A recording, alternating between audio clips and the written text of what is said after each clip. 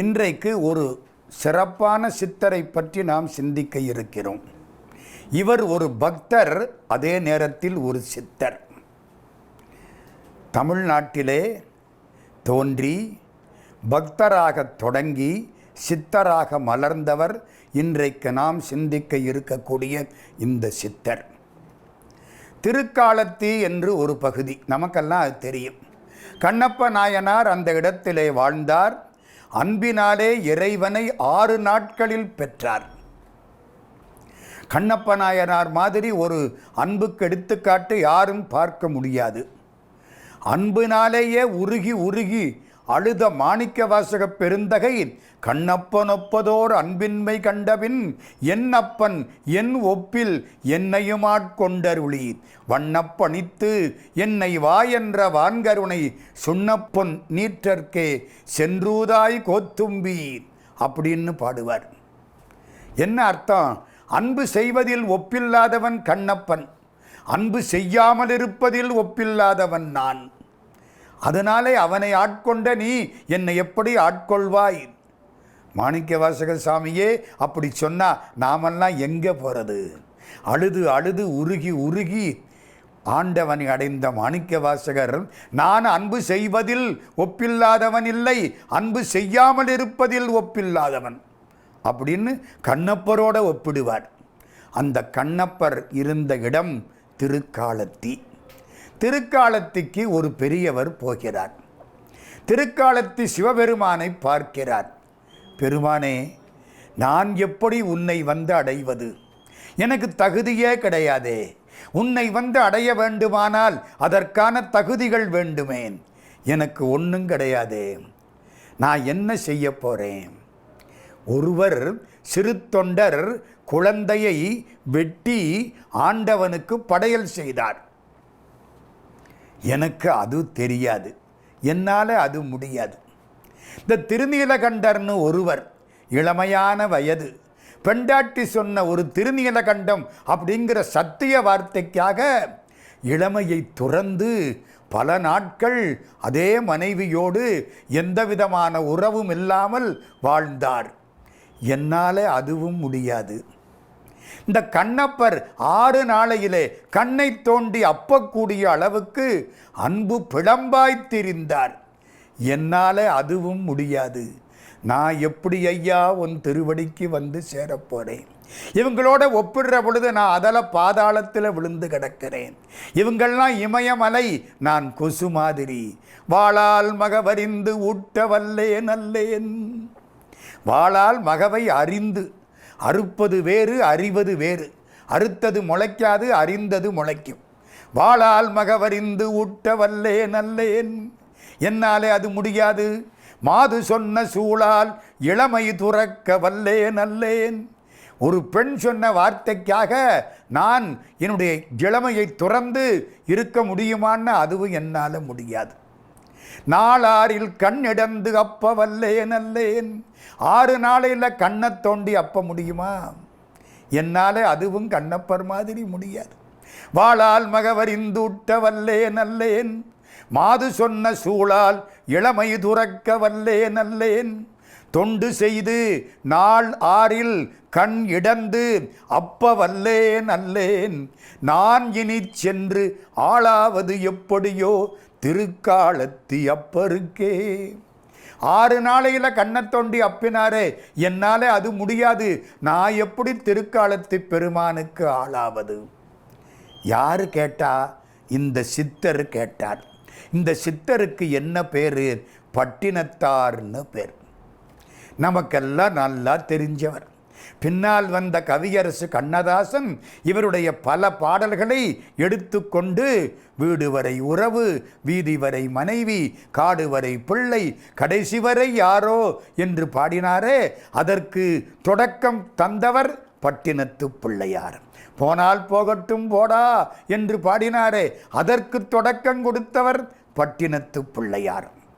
அந்த பட்டினத்து பிள்ளையாருக்கு பட்டினத்து சித்தர்னு பேர், பட்டினத்தார்னு பேர். அவருடைய பாடல்களினாலே அவர் இலக்கியத்தில் இடம்பெற்றார். அவருடைய பக்தியினாலே திருமுறை ஆசிரியர்களில் இடம்பெற்றார். அவர் பெற்ற சித்துக்களினாலே சித்தர்கள் வரிசையிலும் இடம்பெற்றார். அதில் ஒரே ஒரு செய்தி, 2 பட்டினத்தார் இருந்ததாக வரலாறுகள் பேசுகின்றன. ஒரு பட்டினத்தார் கிட்டத்தட்ட ஒரு 10ஆம் நூற்றாண்டுக்கு முன்னால் வாழ்ந்தவர், இன்னொரு பட்டினத்தார் 10ஆம் நூற்றாண்டுக்கு பின்னாலே வாழ்ந்தவர். இந்த முதல் பட்டினத்தாரைத்தான் திருமுறை ஆசிரியராக நம்முடைய சைவ பெருமக்கள் சேர்த்தார்கள். நம்பியாண்டார் நம்பிகள் திருமுறைகளை தொகுத்த பொழுது திருமுறை ஆசிரிய பெருமக்கள் 27 பேரில் பட்டினத்தாரையும் சேர்த்தார். அந்த பட்டினத்தாருடைய சில பாடல்கள் 11ஆம் திருமுறையில் சேர்க்கப்பட்டன. அவர் ஒரு பட்டினத்தார். அவருக்கு பின்னாலே வந்து எல்லாருக்கும் புரிகிற மாதிரி ரொம்ப எளிமையாக பாடியவர் இன்னொரு பட்டினத்தார். இவர் பின்னாலே வந்தவர். இவர்தான் திருவொற்றியூரில் சிவலிங்கமாக மாறிப்போன பட்டினத்தார். நம்ம 2 பேரையும் ஒன்றாகவே நினைத்து பேசுகிறோம். ஏன்னா கால வரலாறு நமக்கு சரியாக தெரியலை. முதல் பட்டினத்தார் வரலாறு முழுக்க தெரியவில்லை. 2 ஒன்றுதான் என்று சொல்ல முடியவில்லை. இருந்தாலும் அவர்களுடைய வரலாற்றை சுருக்கமாக சொல்லி அந்த பட்டினத்தாருடைய செயல், அவர் ஏன் சித்தர் என்பதற்கான காரணங்கள், இவற்றை நாம் இப்பொழுது சிந்திக்க இருக்கிறோம். அவருடைய பாட்டுக்கள் ஒவ்வொரு பாட்டு அற்புதமான பாட்டு. மனுஷனுக்கு எத்தனை ஆசை, ஆசைகளின் ஒரு கொள்கலன் மனிதன். Man is a bundle of desires. ஆசைகளின் கட்டுக்கு பெயர் மனிதன். அன்ன விசாரம் அதுவே விசாரம், அது ஒளிந்தால் சொன்ன விசாரம் தொலையா விசாரம், நல் தோகையரை பண்ண விசாரம் பலகால் விசாரம், பாவி நெஞ்சுக்கு என்ன விசாரம் வைத்தாய் இறைவா கச்சி ஏகம்பனே. இந்த விசாரம்னா ஆசைன்னு அர்த்தம். முதல்ல சோத்துக்கு ஆசை. ஆற்றுல நின்று அரகரான்னாலும் சோத்தில் இருக்கிறான் சொக்கலிங்கம். ஜீவானந்தா அந்த காலத்தில் இதை சொல்லுவார். முதல்ல சோத்தில் ஆசை, அன்ன விசாரம் அதுவே விசாரம். குழந்தையா இருந்ததிலிருந்து கிழவனா மாறி இறந்து போகிற வரைக்கும் இந்த சாப்பாடு வேணும். அதுக்கப்புறம் சொன்ன விசாரம், சொர்ணம்னா தங்கம். அன்ன விசாரம் அதுவே விசாரம், அது ஒளிந்தால் சொன்ன விசாரம் தொலையா விசாரம். இந்த தங்கத்துக்கு ஆசைப்பட்டுக்கிட்டே இருக்கும். அதுக்கப்புறம் நல் தோகையரை பண்ண விசாரம், நல்ல பெண்ணு கிடைச்சா அனுபவிக்க ஆசை. நல் தோகையரை பண்ண விசாரம் பலகால் விசாரம், பாவி நெஞ்சுக்கு என்ன விசாரம் வைத்தாய் இறைவா கச்சி ஏகம்பனே. எவ்வளவு ஆசையை வச்சு இந்த உடம்பை படைச்சு விட்டேன் அப்பா. பிறக்கிற போதே இந்த ஆசை கட்டுக்குள்ளே நான் மாட்டிக்கொண்டு விட்டேனேன். இந்த ஆசையிலிருந்து நான் விடுபட முடியாதா என்று அழுத பாடல் பட்டினத்தார் பாடல். நாயாய் பிறந்திடில் நல்வேட்டையாடி நயம்புரியும். நான் நாயா பிறந்திருந்தா வேட்டை நாயாக மாறி ஏதோ வேட்டையாடி ஒருத்தனுக்கு உதவியாக இருந்திருப்பேன். நான் எப்படி பிறந்துட்டேன்? தாயார் வயிற்றில் நரனாய் பிறந்து பின் சம்பன்னராய். தாய் வயிற்றில் மனுஷனா பிறந்து அதுக்கப்புறம் பணக்காரன் ஆகி நான் கொடுக்கணுமா இல்லையா, யாருக்கும் கொடுக்காம இருந்துட்டா நான் என்ன மனுஷன்? நமக்காக சொன்ன வார்த்தை. கடவுளே, இந்த ஈயாத மனுஷன் ஒரு நாயா பிறந்தா கூட பலன் கிடைச்சிருக்கும். இவன் ஈயாத மனுஷனா பிறந்துட்டானே, இவனை ஏன் படைச்ச அப்படின்னு கேட்கிறார் பட்டினத்து சுவாமி. நாயாய் பிறந்திடில் நல்வேட்டையாடி நயம்புரியும், தாயார் வயிற்றில் நரராய் பிறந்து பின் சம்பன்னராய் காயா மரமும். மரம் காய்ச்சாத்தான் புண்ணியம், இது காயாத மரம். வரலாம் குளமும், குளம் வறண்டு போன மாதிரி இவன் மனசு வறண்டு போச்சு. கல்லாவும், மரம் கல்லில் இருந்தால் அதில் பழமாக வரும் இல்லை. பசுமாடு கல்லில் இருந்தால் அதில் பாலாக வரும் இல்லை. இவன் கல்பசு. இப்படி ஈயா மனிதரை ஏன் படைத்தாய் கச்சி ஏகம்பனே. திருக்கச்சி என்ற காஞ்சிபுரத்தில் இருக்கக்கூடிய பெருமானே, இப்படிப்பட்டவங்களை ஏன் படைத்தாய்? பிறக்கும் பொழுது கொடு வந்ததில்லை. என்ன பிறக்கிற போது எல்லாம் பணங்காசு எடுத்துக்கிட்டா பிறந்தோம்? தெரியாது. சரி, போகிற அன்னைக்கு எதையாவது கொஞ்சம் கொண்டுக்கிட்டு போக முடியுமா? ஒரு காலும் முடியாது. தங்கத்தில் பல் கட்டி இருந்தால் கூட தட்டி எடுத்துக்கிட்டு தான் உள்ளே போட போகிறான். அப்போ நடுவில் கடவுள் நமக்கு பணம் கொடுத்துருக்கார். இதை வச்சு நம்மளை எல்லாரும் சொல்கிறான், குறிக்கிறான். இதை வச்சு இவன் பணக்காரன், இவன் ஏழைன்னு. இது சிவன் தந்தது. அப்போ அது அவன் கொடுத்தது. நான் இந்த பணத்துக்கு சொந்தக்காரன் அல்ல, நான் இந்த பணத்துக்கு காப்பாளன். ஒழுங்காக பயன்படுத்தி நல்ல வழிகளை செலவழிக்கிறத விட்டு எம்பனம்னு இந்த பணத்துக்காக கடைசி வரைக்கும் உயிரை விடுறனே, இது என்ன நியாயம்? பிறக்கும் பொழுது கொடு வந்ததில்லை, பிறந்து மண்மேல் இறக்கும் பொழுது கொடு போவதில்லை. இடையின் அடிவில் குறிக்கும் இச்செல்வம் சிவன் தந்தது. ரொம்ப பேர் நான் சம்பாரிச்சேன்னு சொல்லிக்கிட்டு இருக்கேன். போகிற அன்னைக்கு அது போக வேண்டிய நேரம் போயிடுச்சுங்கிறேன். வர்ற அன்னைக்கு வந்த நேரம் வர வேண்டிய நேரம்னு சொல்ல மாட்டேன். யார் கொடுத்தது? இறக்கும் குலாமருக்கு, இந்த கஞ்சன்களுக்கு என் சொல்லுவேன் கட்சியே கம்பனே. கடைசி காலத்தில் பாட வேண்டிய பாட்டு பட்டினத்தார் பாடி கொடுத்த பாட்டு. பேராசிரியர் ஆசா ஞான சம்பந்தம். அவங்க அப்பா பெருஞ்சொல் விளக்கனார் சரவண முதலியார். சரவண முதலியார் பெரிய புராணம் பேசினா சேக்கிழாரே பேசினாப்பில் இருக்குமா, அப்படி பேசக்கூடியவர். கடைசி காலத்திலே எல்லாம் ஒடுங்கி போய் இந்த கோமா ஸ்டேஜுங்கிற மாதிரி தன்னனப்பில்லாமல் படுத்து கிடக்கிறார். சாக போகிற நேரம் அவர் பிள்ளை ஆசா ஞான சம்பந்தம் பெரிய பேராசிரியர், எங்களுக்கெல்லாம் வழிகாட்டி. அந்த புண்ணியவான் அழுது கொண்டிருக்கிறார். ஏன் தெரியுமா? இவ்வளவு காலம் பெரிய புராணத்தை சொன்னவர், இவ்வளவு காலம் தேவாரம், திருவாசகம், திருவிசைப்பா, திருப்பல்லாண்டெல்லாம் சொன்னவர், கடைசி காலத்திலே ஆண்டவனை பற்றி ஒரு பாட்டு சொல்லாமல், ஆண்டவனை நினைக்காமல் இப்படி தன்னனப்பில்லாமல் படுத்து கிடக்கிறாரே, கோமா ஸ்டேஜில் கிடக்கிறாரே. இதுதான் அழுகை. குருசாமி முதலியார்னு ஒருத்தட்ட வந்தாங்க. அவர் சென்னையில் மிகப்பெரிய டாக்டர், புகழ்பெற்ற மருத்துவர். சென்னையிலே உள்ள பெரிய அரசாங்க ஆஸ்பத்திரியில் அவர் சிலை இருக்கிறது.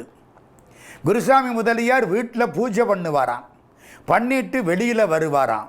எல்லாரும் காத்து கிடப்பாங்களாம், வியாதியை சொல்லுவாங்களாம். அப்படியே அருள்வாக்கு மாதிரி சொல்லிக்கிட்டே போயிடுவாராம். இங்கே போ, அங்கே போ, அங்கே டெஸ்ட்டு பண்ணு, இங்கே டெஸ்ட்டு பண்ணு அப்படின்னு சொல்லி இருக்கிற பணத்தை பூரா தீர்த்து விட்டு கடைசியில் ஒன்றுமில்லைன்னு சொல்கிற டாக்டர் இல்லை அவர். போகிற போக்கில் அப்படி சொல்லிக்கிட்டே போவாராம். ஆசா ஞான சம்பந்த ஐயா இன்னொருத்தரை கூட்டிக்கிட்டு அங்கே போய் உட்கார்ந்துருக்கார். எங்கள் அப்பாவுக்கு உடம்பு சரியா இல்லை, என்ன செய்யலாம்? அவர் பூஜையை முடிச்சுட்டு குருசாமி முதலியார் வெளியில் வர்றார். அப்படி பார்த்தார், இன்னும் கொஞ்ச நாளைக்கு ஓடும், அவ்வளவுதான், கேட்குறத கொடுங்க, ஒன்றும் வைத்தியம் இல்லை, அவ்வளவுதான், கேட்குறத கொடுங்க. அதே மாதிரி அவர் சொன்ன நாள் வந்துருச்சு. இவர் அப்படியே பட்ட கட்டையாக படுத்து கிடக்கிறார். ஆசாஞா ஐயாவுக்கு கண்ணீர் கொட்டுகிறது. திடீர்னு படுத்திருந்தவர் கண்ணை திறந்தார். திறந்து மருமகளை பக்கத்தில் பார்த்தார். வீட்டுக்குள்ளே போய் விளக்கேற்றி வை. ஆசாஞாவுடைய மனைவி ராஜம்மாள் அம்மையார். வீட்டுக்குள்ளே போய் விளக்கேற்றி வை. அந்த அம்மா விளக்கேற்றி வச்சாங்க. இவர் படுத்த இடத்துல படுத்தபடிக்கு காலையில் குளித்ததுக்கு அப்புறம் வழிபாட்டில் எந்தெந்த பாடல்களை எந்தெந்த வரிசைப்படி சொல்லுவாரோ அதே மாதிரி வாயார சொல்ல ஆரம்பிச்சிட்டார். ஒவ்வொரு பாட்டாக வருது. என்ன கோமாவில் இருக்கவருக்கு அத்தனை பாட்டு இவ்வளவு ஒழுங்காக வரும்? இல்லை, சிவபெருமான் மனசுக்குள்ளே போய் உட்கார்ந்துக்கிட்டார். கடைசி கையுந்தொழ பண்ணி அஞ்செழுத்து ஓதவும் கற்பியுமே அப்படின்ன மாதிரி இறக்கிற பொழுது இறைவனுடைய நினைப்பு வந்துருச்சு. ஒவ்வொரு பாட்டாக பாடினாரா, கடைசியாக ஒரு பாட்டை பாடினார். அந்த பாட்டை பாடின உடனே எல்லாரையும் பார்த்தார், கண்ணை மூடினார். அந்த ஆன்மா ஆண்டவன் திருவடிகளில் அமைதி பெற்று விட்டது. பெரும் பேராசிரியர். கடைசியாக பாடின பாட்டு என்ன பாட்டு தெரியுமோ? அதுதான் பட்டினத்து சுவாமி பாடிய பாட்டு. கல்லாப்பிழையும் கருதாப்பிழையும் கசிந்துருகி நில்லாப்பிழையும் நினையா பிழையும் நின் அஞ்செழுத்தை சொல்லா பிழையும் துதியா பிழையும் தொழா பிழையும் எல்லா பிழையும் பொறுத்தருள்வாய் கச்சி ஏகம்பனே. நம்ம என்ன கொஞ்சமா பிழை பண்ணியிருக்கோம்? முதல்ல கடவுளை பற்றி படிக்கலை. எதையெல்லாமோ படித்தவன் கடவுளை பற்றி படிக்கலைன்னா மற்ற படிப்பெல்லாம் வீணாவில்ல போச்சு. கற்றதனால் ஆய பயனென்கொள் வாலறிவன் நற்றாள் தோளாரெனின். கல்லா பிழையும் கடவுளை கருதா பிழையும் அவன் சந்நிதியில போய் கசிந்து உருகி நில்லா பிழையும் தொடர்ந்து அவனை நினையா பிழையும் அவன் அஞ்செழுத்தை சொல்லா பிழையும் அவனை துதியாத பிழையும் கைகூப்பி தொழாத பிழையும் என்னென்ன பிழை உண்டோ எல்லா பிழையும் பொறுத்தருள்வாய் கச்சி ஏகம்பனே. இந்த பாட்டு பட்டினத்து சுவாமி பாடின பாட்டு. ஊருஞ்சதமல்ல உற்றார் சதமல்ல உற்று பெற்ற பேருஞ்சதமல்ல பெண்டிர் சதமல்ல பிள்ளைகளும் சீரும் சதமல்ல செல்வம் சதமல்ல தேசத்தில் யாரும் சதமல்ல. ஒன்று நிலைக்காது. ஏன் சார்? எதுதான் சார் நிலைக்கும்? அதை சொல்லுங்க. ஒன்னே ஒன்று தான் நிலைக்கும். ஊருஞ்சதமல்ல உற்றார் சதமல்ல உற்று பெற்ற பேருஞ்சதமல்ல பெண்டிர் சதமல்ல பிள்ளைகளும் சீரும் சதமல்ல செல்வம் சதமல்ல தேசத்தில் யாரும் சதமல்ல நின் தாள் சதம். உன் திருவடி ஒன்றுதான் சதம் கச்சி ஏகம்பனே. நின்றாள் சதம் கச்சி ஏகம்பனே. இப்படி பாடினவர் பட்டினத்து சுவாமி. இவருக்கு ஏன் சித்தர்னு பேர்? இவருடைய வாழ்க்கை வரலாறு என்ன அப்படிங்கிறத இப்போ நம்ம சிந்திக்க போகிறோம். இன்னும் ஒரு செய்தி சொல்லிவிடுறேன். இவர் மேலே கவியரசு கண்ணதாசனுக்கு ரொம்ப பிரியம். இவர் பாட்டில் ஒரு பாட்டை அவர் அடிக்கடி எடுத்து சொற்பொழிவு பண்ணுவார். இந்த வாழ்க்கை இருக்கே, இந்த வாழ்க்கை சங்கு ஊதுற வாழ்க்கை. இன்றைக்கி நம்ம என்ன சொல்கிறோம்? அந்த ஆள் இறந்து போயிட்டா அவனுக்கு சங்கு ஊதியாச்சு அப்படிங்கிறான். இது தப்பு. சங்கு 3 முறை ஊதுவாங்க. முதல் சங்கு தாய் வயிற்றில் இருந்து குழந்தை வந்தது பாருங்க, அப்போ சங்குனால் அமுது கொடுப்பாங்க. பால் கொடுக்கறது சங்கு தானே, அது முதல் சங்கு. ரெண்டாவது, இந்த கல்யாணத்தன்னைக்கு சங்கு ஊதி கல்யாணம் பண்ணுவாங்க. அது பல இடங்களில் பழக்கம். இன்றைக்கி சில இடங்களில் அந்த பழக்கம் இல்லை. மத்தளம் கொட்ட வரிசங்கம் நின்றூத முத்துடை தாமம் நிறைதாழ்ந்த பந்தல் கீழ் மைத்துனன் நம்பி மதுசூதனன் வந்து என்னை கைத்தலம் பற்ற கனாக்கண்டேன் தோழியினான். ஆண்டாள் நாச்சியார் வாக்கு. ரெண்டாவது, கல்யாணத்தன்னைக்கு மங்கள சங்கு ஊதுவாங்க. மூணாவது, இறந்த அன்னைக்கு கடைசி சங்கு ஊதி அனுப்பிச்சிடுவாங்க. உன் வாழ்க்கை இந்த 3 சங்கோட முடிஞ்சு போச்சு. முதற் சங்கு அமுதூட்டும் மொய்குழலார் தம்மை நடுச்சங்கு நல்விலங்கு பூட்டும். இந்த 2வது முறை சங்கு ஊதுனா ஒரு பெண்ணோட கல்யாணம் அது விலங்கு பூட்டுற மாதிரி. நடுச்சங்கு நல்விலங்கு பூட்டும் கடைச்சங்கம் ஆம்போது அது ஊதும். கடைசி காலத்திலே நாம் பிணம் ஆம்போது அது ஊதும். அம்மட்டோ இம்மட்டோ நாம் பூமி வாழ்ந்த நலம். நம்ம இந்த பூமியிலே இருந்த வாழ்க்கை எத்தனை சங்கு? 3 சங்கோட முடிஞ்சு போச்சு. இது யார் பாடின பாட்டு? பட்டினத்தார் பாட்டு. ஆமாம், இவர் யார்? பட்டினத்தாரோடு இணைந்து இன்னொரு சித்தரும் இருந்திருக்கார். அவருக்கு பத்திரகிரியார்னு பேர். நம்ம இந்த 2 சித்தர்களையும் இப்பொழுது சந்திக்க இருக்கிறோம். யார் இந்த பட்டினத்தார்? அந்த காலத்தில் காவிரிப்பூம் பட்டினத்துக்குத்தான் பட்டினம்னு பேர். மற்றதெல்லாம் கிராமந்தான். காவிரிப்பூம் பட்டினத்துக்கு பக்கத்திலே திருவெண்காடு. திருவெண்காட்டிலே வாழ்ந்தமையினாலே அவருக்கு திருவெண்காடர் என்று பெயர். இந்த பட்டினத்தார் அப்பொழுது அவதாரம் செய்கிறார். மேலே சிவபெருமானும் குபேரனும் மேலே சென்றார்களாம். இது ஒரு வரலாறு. குபேரன் கீழே உள்ள ஒரு ஊரை பார்க்கிறான். இந்த ஊர் எல்லா இடத்துலையும் கதவெல்லாம் தங்கத்தில் போட்டிருக்காங்களே, இப்படி ஒரு ஊரா? எங்கள் அழகாபுரியில் கூட கதவு தங்கத்தில் கிடையாதே. அப்படின்னு நினைச்சானா. அதனால அவனுக்கு ஒரு பிறவி வந்துதான். அந்த பிறவிதான் பட்டினத்தார் என்று ஒரு வரலாறு விரிவாக பேசுகிறது. பட்டினத்தாருடைய பெருமை, பத்திரகிரியார் பெருமை, இவர்கள் பாடல்கள், இவற்றை நாம் தொடர்ந்து சிந்திக்கலாம்.